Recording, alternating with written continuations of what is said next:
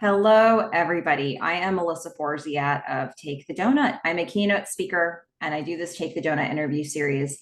And I wanted to share with you some thoughts that I had about the most recent interview that I did with Johnny Damon.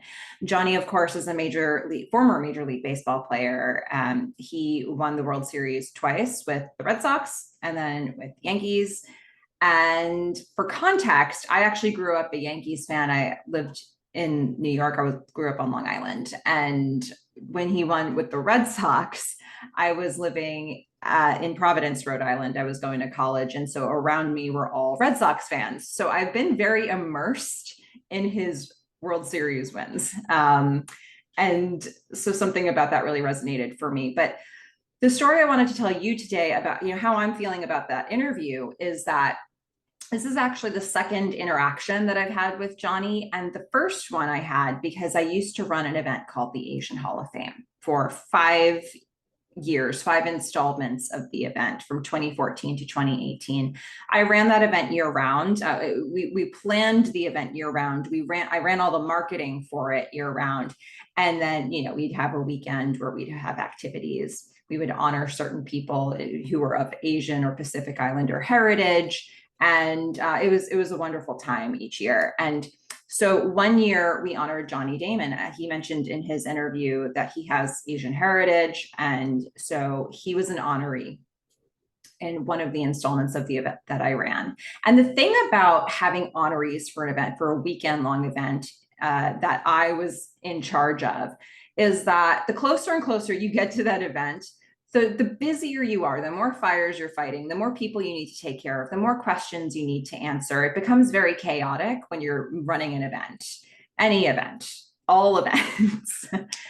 But when Johnny came, anytime I was interacting with Johnny, he brings a very calm energy with him. And so it was like in the midst of all the chaos, in the moments when I was talking with Johnny or Johnny was in front of me, it just felt calm and it felt like very grounded. And I always appreciated that. And, ultimately he was an honoree and I was there to make his world a good place that weekend. I wanted to do what he needed to make sure that he was happy and that he was getting what he needed. And yet he never asked for things. There was exactly one thing he asked for, and it was long before that weekend even started. So that year, the Asian Hall of Fame took place the same weekend as Mother's Day weekend. And weeks before he came out to Seattle for this event, he contacted me and he said, Melissa, is there any chance that you can help me get a reservation he named a restaurant for his wife for Mother's Day? He wanted to do like a brunch in Seattle at this place.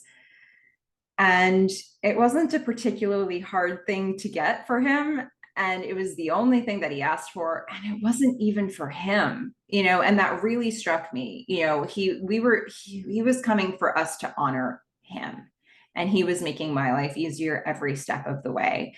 And the one thing that he asked for, it just always really stuck with me. It wasn't even for him. And so I think about that, and I was so appreciative of just the way being around him made me feel during that time. And, when you hear in the interview about some of the things that he's accomplished, some of the things that he's done, but how it all started for him, those things don't even seem to line up, and it's just amazing what he's achieved in his world over the years. So I loved getting a bit of insight that was very rooted in his life experience into how he thinks about going after the things that he wants, how he used to think about that when he was a professional athlete.